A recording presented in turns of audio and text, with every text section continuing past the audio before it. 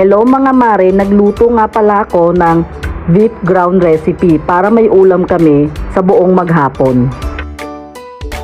At ito na nga mga mare, dahil tapos ko nang hiwain ang ating patatas, carrots, bagu beans, igigisa naman natin ito.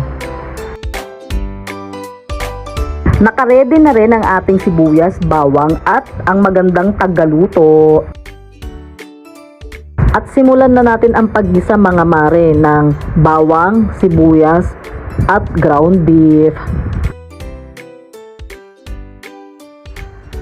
At dahil luto na ang ating ground beef mga mare, una kong ilalagay is yung hiniwa-hiwa kong carrots.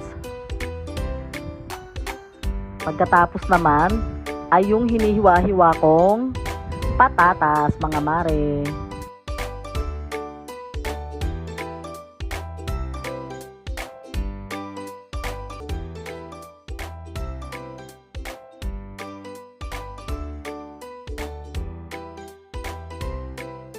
At dahil naaamoy ko na ang ating ground beef na luto na, tignan po natin kung luto na rin ang carrots at patatas. Tsaka natin ilagay ang ating bagu beans. Ayan mga mare.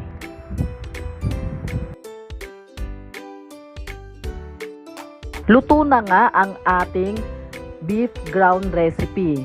Huwag kalimutan mag-follow sa aking page